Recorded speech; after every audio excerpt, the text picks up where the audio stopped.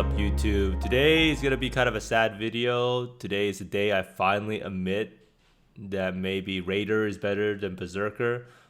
No, not a chance. What I was about to say was that Frostblades might actually be worse than Lightning Strike. I mean, that shouldn't come as a surprise to anyone.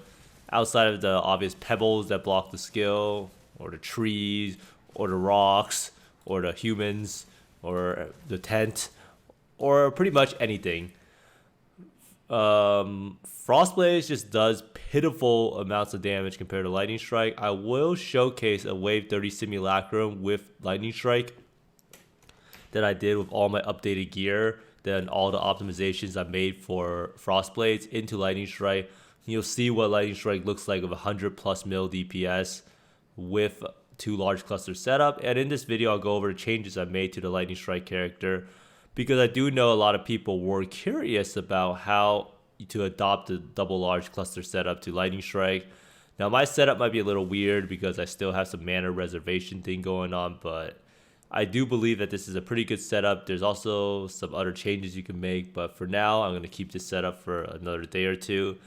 Now, about next builds, I was thinking about maybe adopting this concept into doing a kind of a more budget version of the Wander. So instead of a claw, this will pretty much be a wand of like exact same roles. So pretty much the exact same concept, but with a Wander instead. And I do think that it will be pretty good. I have pobbed it. Lack of Fortify kind of sucks, but it is what it is. On the hardest content, a lot of times it is pretty hard to get Fortify up, but we'll see how the lack of Fortify affects the Wander. Maybe you have to use Mage Blood or something to make up for the defenses, but regardless, it should be more than fine. But like I said again, Lightning Strike is probably the superior skill in farming simulacrums. We all know that. And for bossing, for beginners, or any, like if you're just playing starting out and you have under 20 mil DPS, I recommend sticking to Lightning Strike. And Frostblades is something that you should only play once you have like 30-40 mil. So back on the Lightning Strike character, let's see what gear upgrades we've gotten. Probably not much, right? Bramble, Saw, Imperial Claw. This claw is going to be with us till the day we die. And maybe one day we'll recraft the crit multi to 38%. But right now it's T3 crit multi, 25 to 29%. Crafted 5% chance to deal double damage. And a lot of people ask me what's better, crafting multi or double damage. And the answer is that double damage craft is quite a lot better, because we have already 800% multi or so. So double damage does end up winning out in a lot of cases. Maybe, well, definitely beats out crit chance, I think. But here we have the helm. Now this helm has been the same. Pretty much the only thing we ever change on this helm is the resist roll. So right now we're running fire and cold res, being that if we didn't have fire and cold res, we would actually not be capped anymore. So that's why we're running this. Eventually one day we might make this helm again. And I kind of do want a higher life roll, but 29 life is okay for now. Theoretically, it could go up to 90 life, but this helm can't really be meta mod crafted because you can't do prefixes or suffixes cannot be changed. As the 2 mods that we want to keep on the helm are actually a prefix and a suffix. So you have the nearby enemies take 9% increased elemental damage. And then you have the elevated warlord. So in order to make a new helm, we have to reawaken orb again. And that is actually a really annoying task. You might have to buy the Berserk enchant again. Now this Unatos Val, last video I had Sovereignty, but it turns out that totems are just OP. So I just went back to Panopticon. And even if you don't, like my reasoning with Panopticon is the only time you actually need damage is on bosses, right? And when you're on bosses, you're going to drop totems down no matter what, unless you're like a Papega or something. You just don't care about doing stuff like that. But totems should be by far the biggest damage output, and you'll never need the damage. You could technically, I guess, tenacity, which does give you a bit of life and damage, and that could be a better option if you're trying to go a more defensive setup. So that could be fine. Now the Red Blade Banner, I think I'm using this one because it has 10 all res. So pretty much I'm using the Scourge pieces to fix up my resist. And this ends up being the best option, because without these specific Scourge corruptions, and you could always like fiddle around with it. You can use like a different resist on Mark of the Elder. You can recraft the suffix. So it's pretty wide open on how you want to fix up the resist. And then the boots also have 44 lightning res.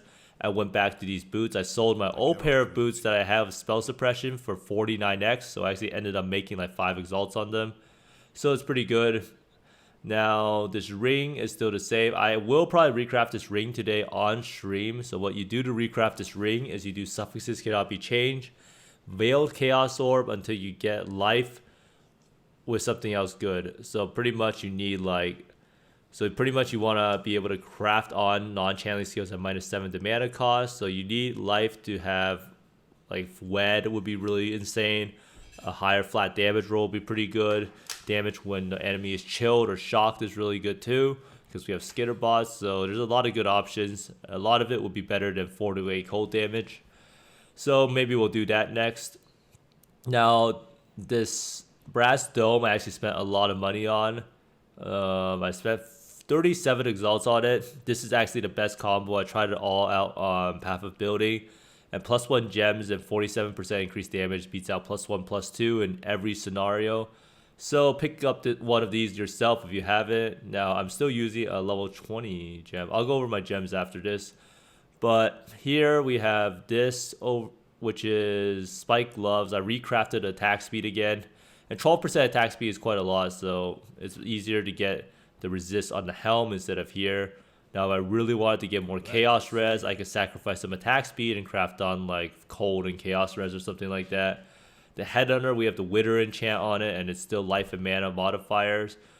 You don't want to use attribute modifiers because strength actually doesn't give us any life because of the fact brass dome has that line, strength provides no bonus to maximum life. And this is still the best boots enchant, especially if you're doing Simulacrum and Kostas comes up, because you're always going to have killed recently because there are a bunch of mobs there. Now for Flash, I'm running Bottle Faith. I'm running Starlight Chalice again.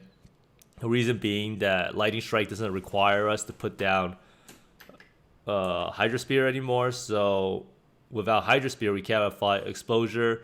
And Starlight Chalice is just a pretty decent Flash with the Ward too. And you also have the Inflict Exposure. So that's pretty strong. So now we have this one. So the reason we use a Diamond Flask with this mod on it, 35% additional elemental resistance, is because when doing Simulacrum, you can get Scorched or you can get Ellie Weakness. So when you press this flask, you have 131, 25, 127, and that's how you actually deal with Scorch in Simulacrum. So pretty much Scorch is dealt with this way. Brittle is dealt with because you can't get crit with the Brass Dome, and Sapped, well, you just do 20% more damage than any other class. So that's how you deal with the alternate ailments. And then Freeze, you deal with it with the Pantheon. Chill with the Boots. Shock with the Miner's Soul and Jewel Implicits. And that's pretty much how you get. And then we also have reduced effective shock. So that ends up being immunity to shock pretty much. And then on a Jade Flask, we have attack speed. Now ideally, I think you want to have all chemists, or whatever it is that reduces the charges used. So you have 3 uses of the flask if possible. It's kind of hard to get all of these because they made like rolling flasks extremely difficult with how many mods there are. But basically that's all of the gear overview. So not much has really changed. Main upgrades are definitely the Brass Dome and switching back to my old gloves and boots.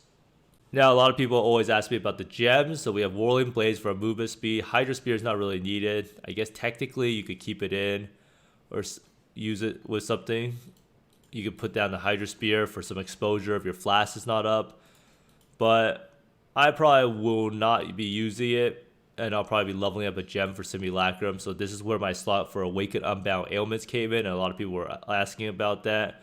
You could technically put Skitter Bots with Divergent Unbound Ailments or something like that. But we don't have the gem links really for it.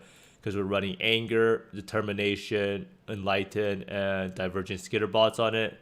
And now for our gloves, we have Anomalous Blood Rage. We get the Enhance for a 24% bonus to get 4% chance to gain Frenzy Charge when you hit a unique enemy. So that's pretty much like a portion of the Raider Ascendancy.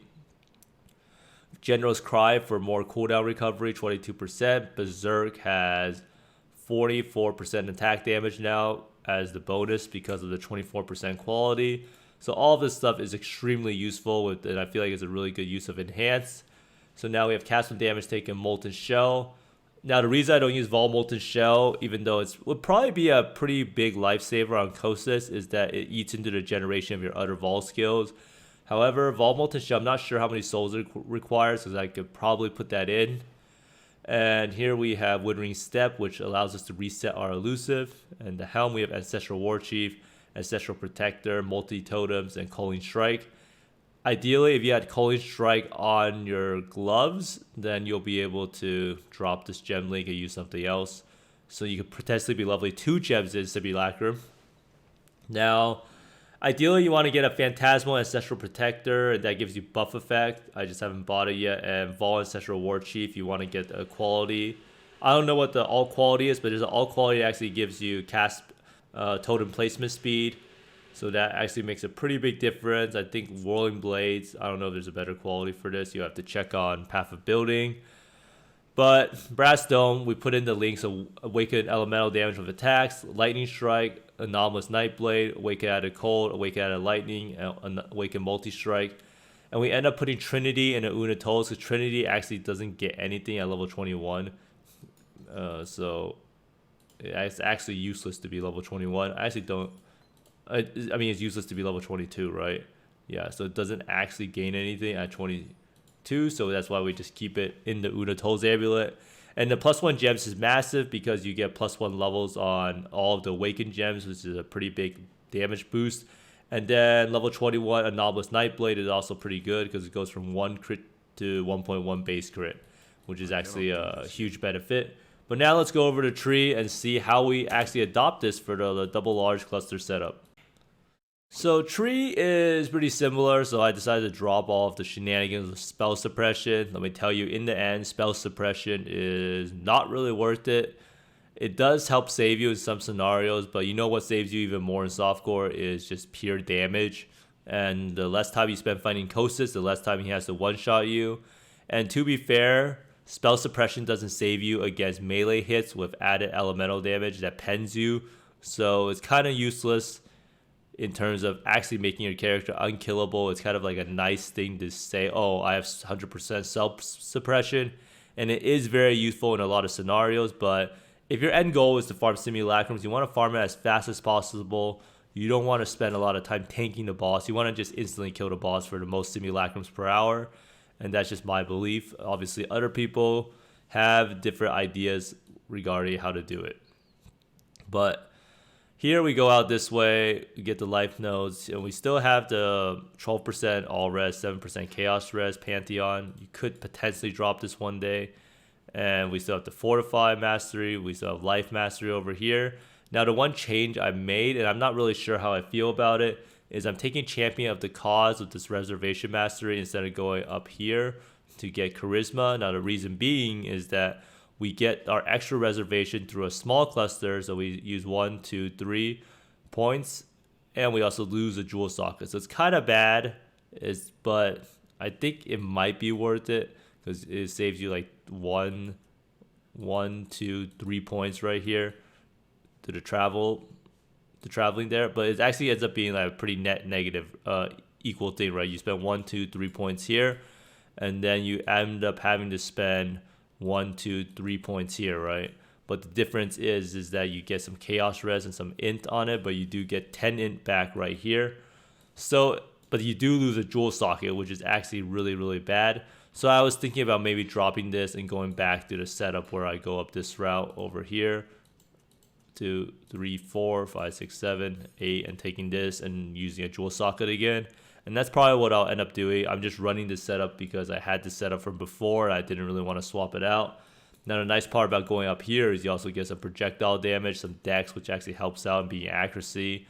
So then the only thing you really gain from here is the extra int, which you could get on a jewel already, and the 24% chaos reg, which is actually a pretty big deal. And the mana also helps out a lot too. It's 36 mana. But both of them are pretty equal. Getting the extra jewel socket will definitely push the charisma route over the top, in my opinion. So this build, oh yeah, a lot of people wonder about the Glorious Vanity. The Glorious Vanity, I divined a lot, and I finally got the double damage one. It's only 2%, but 6% multi here, 11% fire res, not too bad. Mana is really good. spell suppression chance, and percent attack speed. So pretty much everything is super beneficial.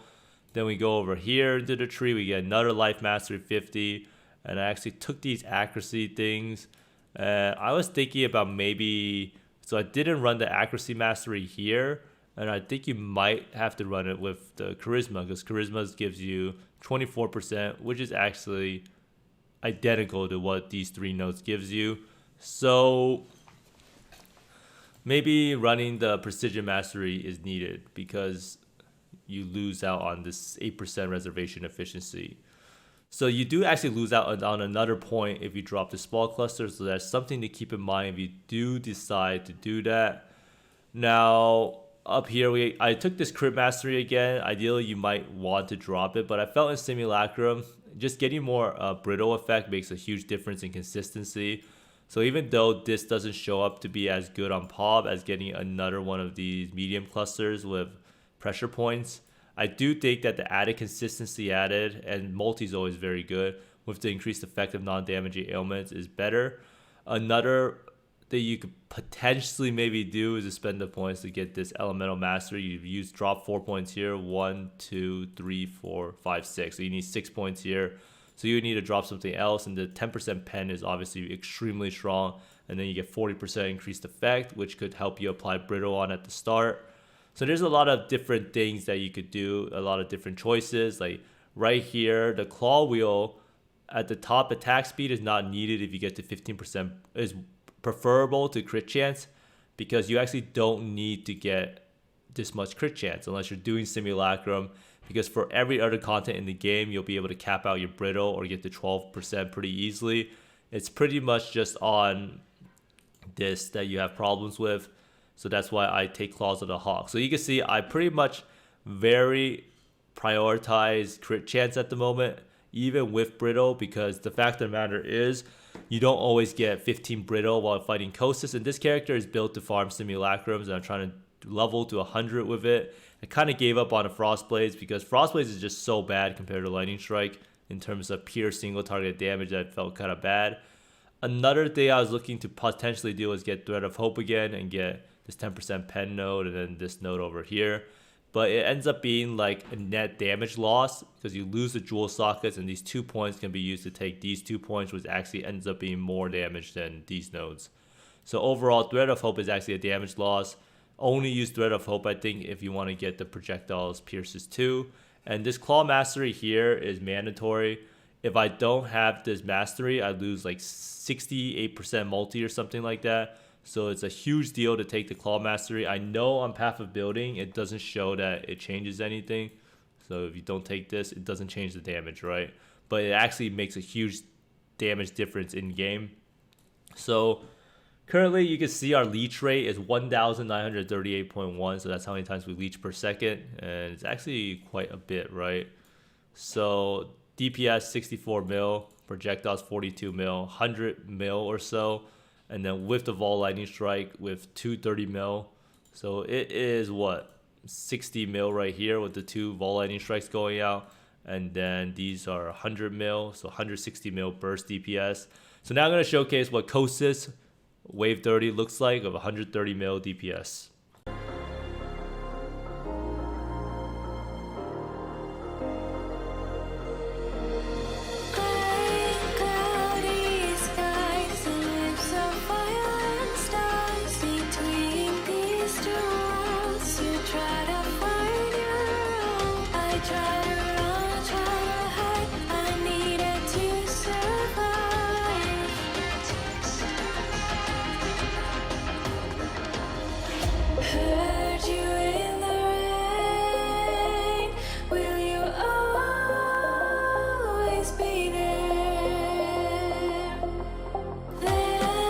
In reality, it's probably like 800 mil DPS or 700 mil because you have headhunter buffs, and headhunter buffs scale your damage like absolutely crazy. So that's why I highly prefer headhunter to mage blood for farming simulacrums.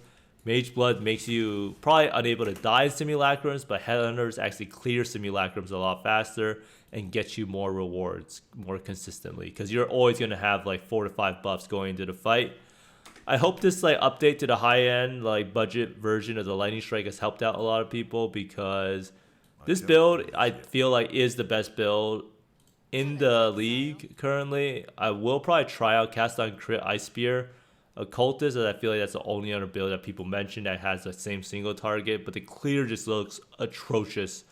There's so many builds that are good at farming Simulacrum but bad at farming maps, and it's just not a well-rounded character. I will probably try to wander next once I get level 100, and I just wanted to get level 100 just to showcase that damage will probably trump everything in Simulacrums, and you can't really die if you instantly kill the bosses, right? But you do need a certain baseline level of survivability. Like, it's not like this character is made of paper by any stretch of the imagination. It's still extremely tanky, and yeah, you can see here EHP is still extremely high, and this is without fortify stacks. Oh wait, it does have fortify stacks, but basically, so this is what the damage is with 6 brittle, by the way. So this is what baseline you'll have. So this is your baseline damage that you always have, even with the worst mods on Simulacrum. So obviously, if you have like 15 brittle on actual boss fights, then you're never going to need that much crit. And that's when you start dropping crit for other things. But right now, we don't have that. But hopefully, you guys try out Lightning Strike again, or you play Frostblaze, whatever suits whatever content you're doing. But I personally will be swapping back to Lightning Strike. I bought this dope MTX to motivate me to play the skill, and it does look very cool like Naruto. But thanks for watching, everyone. I hope you find more mirrors, exalts, and mage bloods than me, and see you next time. Bye.